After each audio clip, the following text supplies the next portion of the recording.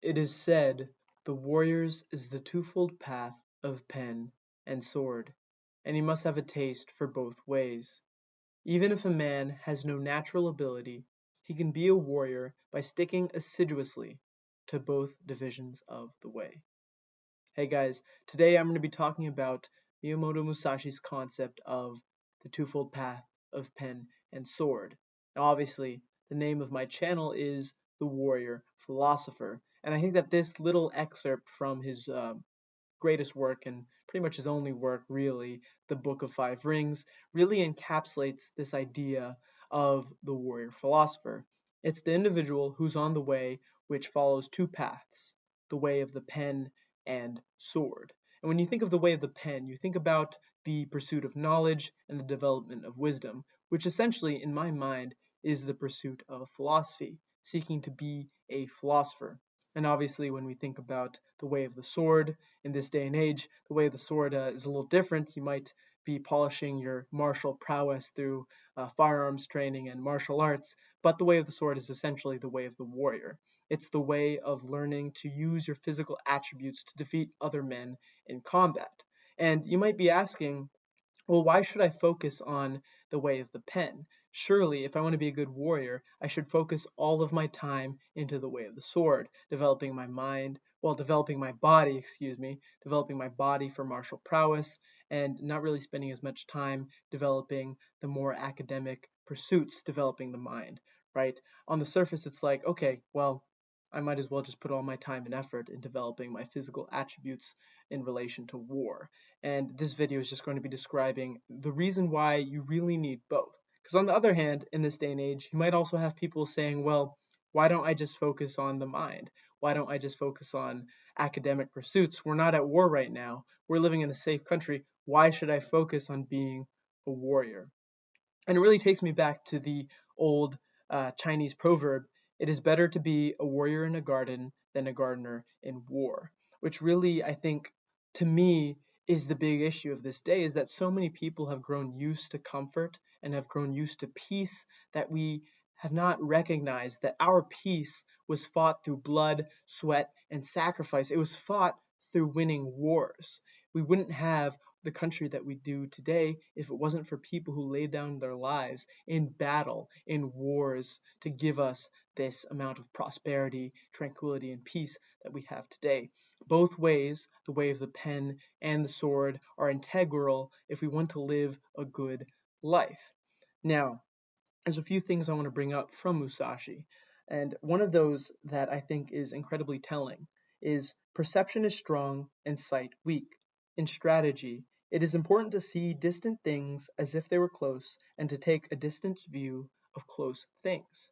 When we think about war in general, I think a big aspect of war is why are we fighting? If you don't know why you're fighting, if you focus your entire mind just on sight, just on the war itself, I'm going to go and I'm going to fight in a war, and you don't have a real strong why, then you could fight for the wrong reasons. If a warrior does not understand why he is fighting, then he could be manipulated by others to fight for things that are not good. He can be manipulated to fight for the gain of others, for the selfish material gain of others. And I think in the past, the recent history that we've experienced, a lot of wars have been fought for material gains. They've been fought for exclusive rights to a country's natural resources. They've been fought to ensure better trade, basically to impose your will upon another country, so when you have a trade deal with another country, you are benefiting more than they are, for just conquest of land, very material things. Now, obviously, it's important. If we are a country, obviously, you're going to fight for your country's interests. But if you just forget your why and you're just a mindless, barbaric soldier, that's the difference, I think, between a soldier and a warrior. A warrior is in touch with the spirit. He fights for a spiritual and metaphysical reason, whereas the soldier does as he's told. He does what he is told to do, go out, fight, come back, you get paid, go out, fight again. Where I think a warrior has a special relationship with combat. It's almost like a spiritual thing, right? Especially if you go back when you have war more as aspect of aristocratic life. You have like the samurai of Japan or the knights of feudal Europe. It was the higher classes that were engaging in warfare. And not to say this is a completely good thing, but there is something lost where war goes from, well, you take the knights, for example, you have the concept of chivalry and you have the concept of honor. And obviously, I'm sure there were plenty of corrupt knights, but you still had these integral concepts and principles that related to how they lived their lives and why they fought. Um, you fight for honor, you fight for the honor of your lord or your king. And like I said, let's not completely idealize these things because a lot of times corruption was involved in these things too. And the same applies for Japan. Obviously, many samurai were corrupt. They took bribes, they abused their power, but there were still these fundamental concepts behind how they were supposed to live their lives. When you think of Bushido and the Bushido Code, and there's 7 virtues within the Bushido Code, all of these sort of teach the person who follows Bushido to live in a specific way, to live principled life, to live by a set of moral codes. Therefore, when you look at the wars of the past, the idea was that the wars were fought for more spiritual reasons. They weren't fought, or at least they weren't supposed to be fought for these selfish material gains. They were fought for concepts of honor and heroism and for the ability of individual warriors to prove themselves in combat. They were fighting for the sake of combat rather than purely for material gains. And obviously, that's definitely an idealization. There was a lot of material gain from wars in feudal Europe or feudal Japan. So I'm not trying to romanticize it, but I think that at least there was this backing behind. There's this idea of honor and principle within warfare in the past that you don't have in this day and age. There was this idea that war was a spiritual experience, and today war is just completely about uh, material gain. There's no real skill in war the way there was in the past. You could spend your entire life being a master swordsman, and that was really going to help you on the battlefield. You were going to go in there, and by being a master swordsman, you could cut down dozens of enemies because of your skill. Whereas nowadays, you could be the best marksman in the world. You can be the most fit individual. You can have all the credentials, all the right training, and you can get taken out by a landmine. And I guess this sort of idea does exist in the past. Obviously, you could just be hit by a stray arrow, but I do think that nowadays war is fought by soldiers rather than warriors. The why in war is completely detached. It doesn't matter why you are fighting. You can't fight for what you believe in anymore. You fight for what you're told to fight for, which is inherently tied to material gain. And like I said, it's always going to be a corrupt thing. War is always going to have the potential, a very big potential, to become corrupt and to be about material things. So I'm not pretending that the past was this amazing romanticized thing where it was just perfect, but I do think something was lost as technology advances and as there's a sort of detachment. Like you could be in charge of a artillery regiment and fire rounds miles away, and you kill someone and you never even see their face, right? You don't even see your enemy's face a lot of times when you kill them. Where there's personal involvement in war in the past, where a warrior had to go up to another warrior and slay him face to face, man to man. It's almost like a certain level of respect that they have to have for each other because they're right there next to each other. And when you take another man's life, you have to look him in the eye as you do it. Where nowadays you can be on a, you know, uh, uh, attack helicopter firing a light machine gun from your door gun, just taking out people, and you don't even see them, just shooting away, taking them out. You don't even see them. You don't even know the person you're taking the life of. So there's a lot of detachment, I think, from killing, and I think that that can sort of desensitize someone in a way. And I could be totally wrong. Maybe it's a lot more desensitizing to look someone in the eye and kill them, but I think that the impersonalization of warfare is a bad thing, and there's no spiritual nature to war anymore, which I think is the reason why a lot of people really like mixed martial arts, for example, is there's still this idea of the warrior. In many ways, a mixed martial artist is more of a warrior than someone in the military. The person in the military is a soldier, right? And when I say soldier, I'm not talking about branches. I just mean the idea of soldier versus warrior. A soldier sort of fights for material purposes, whereas a warrior fights for the sake of war. So an MMA fighter who goes into the cage one-on-one against another individual, he is a warrior because he is fighting for his own honor. He is fighting for his own glory. And he can experience the highest of highs and the lowest of lows. He can be choked out unconscious in front of his friends and family, or he can triumph by knocking out another individual, taking his head and having his hand raised. And I understand what that feels like. I unfortunately didn't get a finish in my first fight, but I did win by decision. And I remember the feeling of adulation as my hand was raised in front of my friends and my family and my girlfriend, and it was great, right? Like, I'm the man. That's a great feeling, and I think that's the feeling of being a warrior. It's this very personal relationship with combat and with war.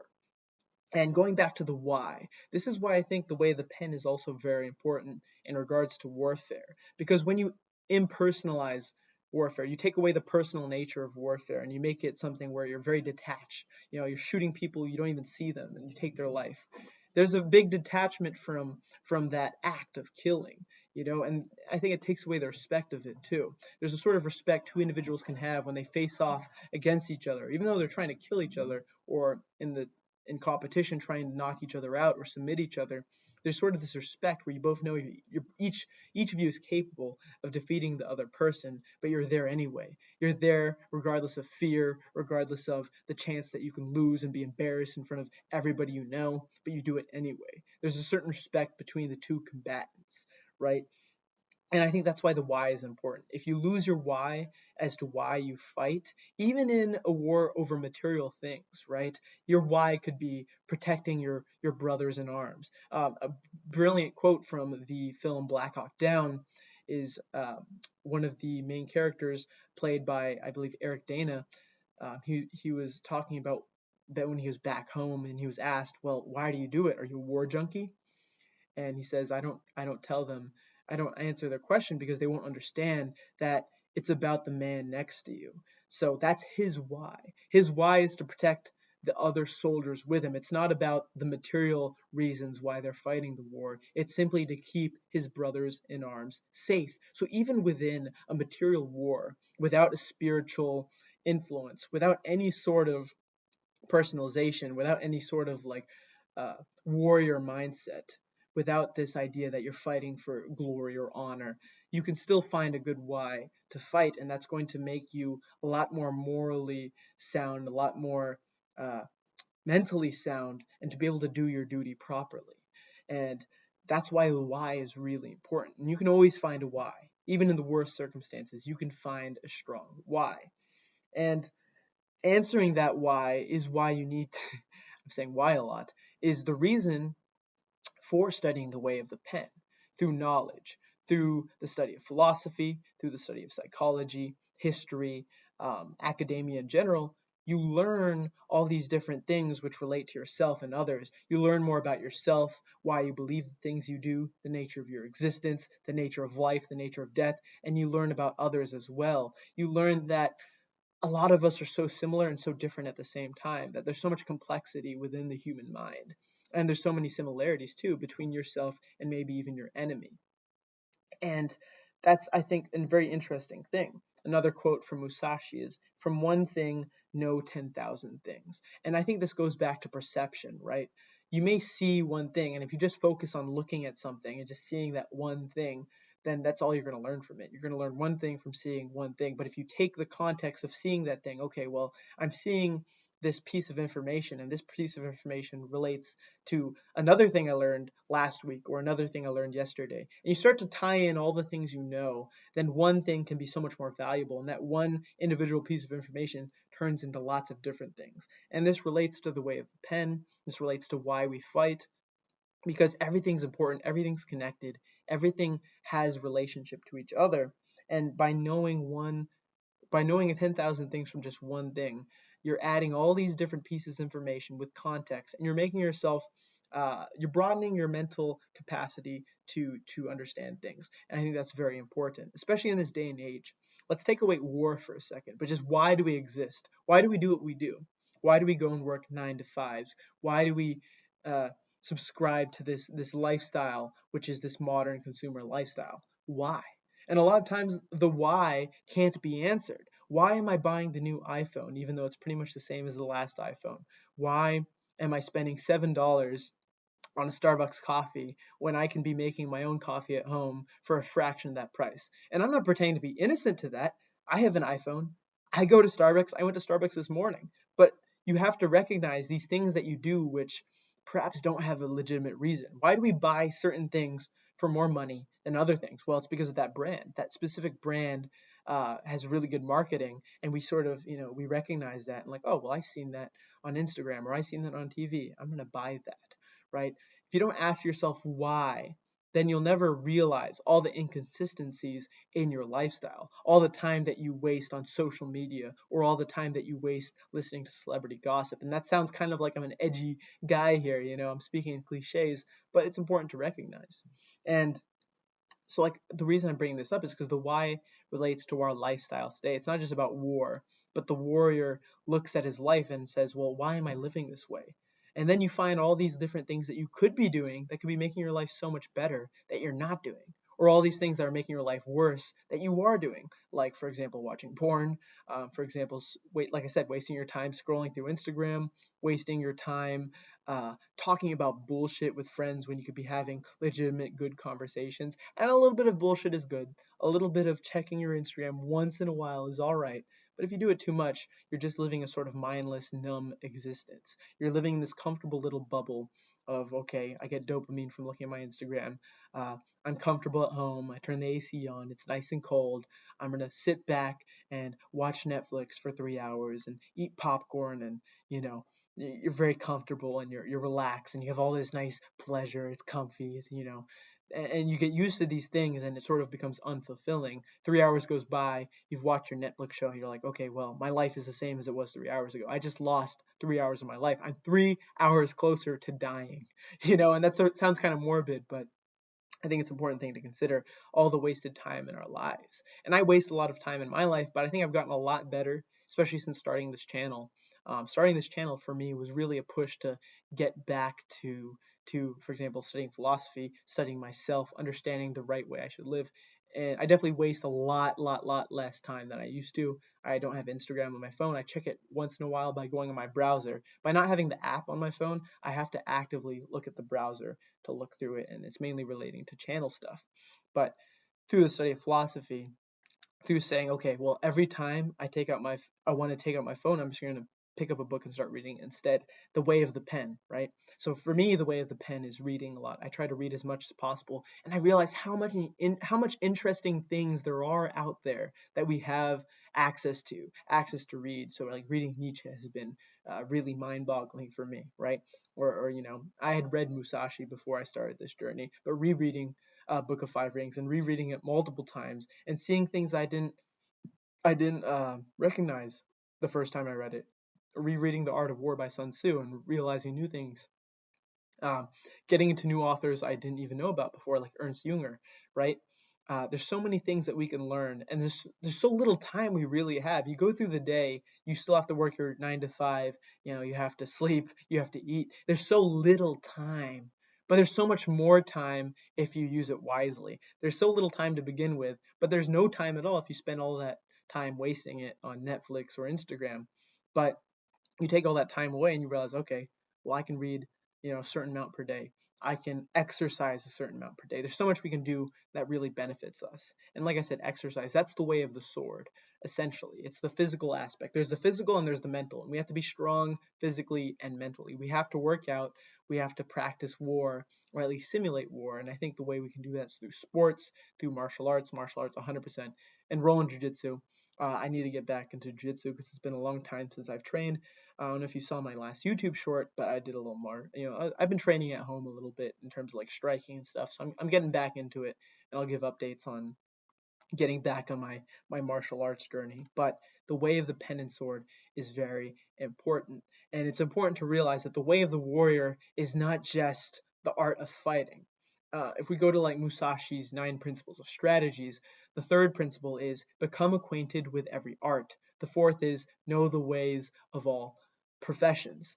And there's also one more that I wanted to bring up, Or maybe I didn't. But anyway, you look at number 3 and 4.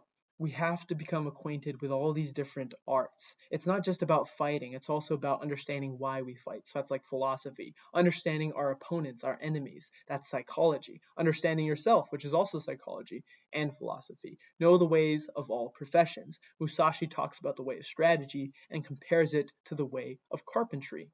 A strategist needs to know the capabilities of his soldiers, he needs to know the terrain, he needs to know everything about the environment in which he's going to engage in war. The same way a carpenter needs to know the tools at his disposal, just like the strategist needs to know his soldiers' capabilities, and then the carpenter needs to know about the building materials. That's like supply for the strategist, supplying his troops with swords and stuff. And then the carpenter also has to understand the foundation which he is building the house or the building upon, the same way the strategist needs to know the terrain in which he's going to engage in battle. So you have to know lots of different professions, and you have to recognize the similarities between the way of strategy or the way of warfare, and then like the way of carpentry, for example, or just the study of philosophy, psychology, and from one thing, know 10,000 things. By broadening your horizon and looking at all these different things, you are learning so much more from one thing. If you just studied fighting, for example, you might learn something about philosophy and you're like, okay, well, what the hell does this mean? But if you've been studying philosophy or for a while and you see something in philosophy that has to do with engaging with an opponent and getting a upper hand on them, then you're like, wow, I just learned so much from that little piece of philosophy because I have a background, I have the context to use that little piece of information and apply it to all these different other aspects of my life. You apply this piece of philosophy to warfare, you apply it to psychology, you apply it to productivity. There's so many different things that you can do if you have a broad horizon, if you have a broadened view of things, and you try to expose yourself to all these different types of things, right? All these different ways you can learn, all these different academic subjects, all these different martial arts. In Musashi's, I believe it's his final chapter, the Book of Void, he talks about studying every martial art. And you take mixed martial arts, for example, that is the combination of wrestling, jujitsu, kickboxing, boxing. You know, you have to know all these different ways to fight. And Musashi and Bruce Lee both talk about this. It's sort of like having no way as the way, having no style as style, being like water, adapting. If you have experience with all these different styles, all these different academic subjects, the way of the sword and the way of the pen, then you can be like water and you can adapt to all these different situations that come at you. And that, I think, is a beautiful thing. And it's a very effective thing. And if there's something I want you to get out of this video, it's broaden your horizon, experience all these different things, try to study lots of different philosophies, try to study different psychologists, try to study different martial arts. Mix up your workouts. If you do a lot of like bodybuilding, for example, try to do a different workout, like maybe try a jujitsu class or try some calisthenics. If you're a calisthenics guy, try lifting a little bit, right?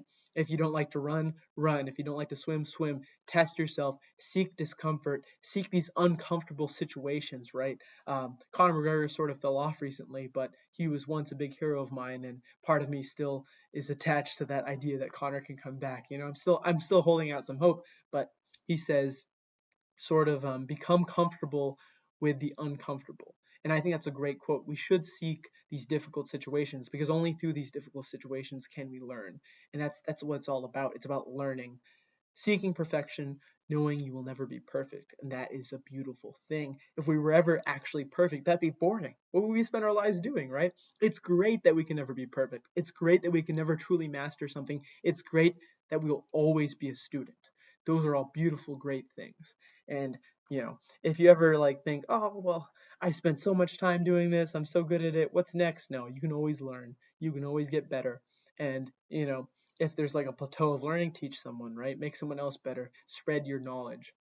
There's all these great things that we can do, and that is the twofold path of pen and sword. That's being a warrior philosopher. That's being an individual who is physically connected to life and mentally connected to life. And that fusion of those two things is a beautiful thing, because without the mental aspect, you're just a barbarian. You're just out there swinging your axe, and you could be fighting in wars for no good reason. You could not know the reason you're fighting. You're just fighting because you're a crazed berserker, and I guess that's kind of cool, but Like, what are you really doing? And the same can be said of someone who's really mentally smart, but then they're not working out at all. They're staying inside all day. They're playing video games or whatever, and they're wasting their life. They're physically unhealthy. They're gonna die young of heart failure because they eat like a really crappy diet, right? So the physical aspect's important as well, the way of the sword. And it's also important because the survival of our, collective group is really important. If you can't fight, someone else, another people, another tribe, another empire is going to come and take what is yours. It's going to come and conquer your lands.